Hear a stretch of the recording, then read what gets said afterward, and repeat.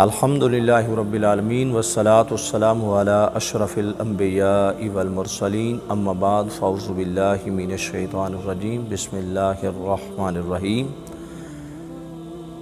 حضرت سیدنا ابو بکر صدیق رضی اللہ عنہ کی ذات بے مثال ہے، با کمال ہے، لاجواب ہے، ہر لحاظ سے عرف و اعلیٰ ہے۔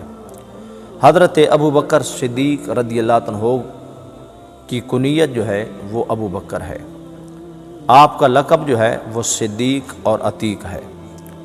حضور اکرم نور مجسم شہنشاہ مدینہ کریم ابن کریم آقا صلی اللہ علیہ وسلم کی ولادت باسعادت کے 2.5 سال بعد حضرت ابو بکر صدیق رضی اللہ عنہ کی ولادت باسعادت ہوئی۔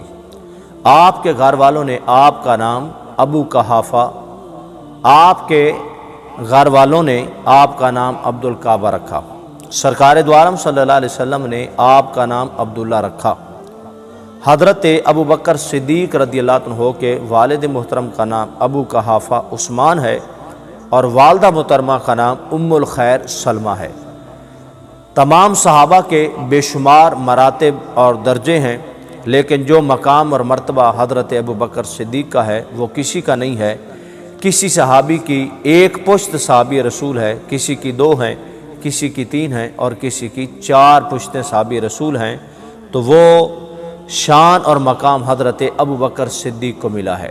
یعنی آپ کے والد محترم بھی صحابی رسول ہیں، آپ خود بھی صحابی رسول ہیں، آپ کا بیٹا بھی صحابی رسول ہے اور آپ کے بیٹے کا بیٹا بھی صحابی رسول ہے۔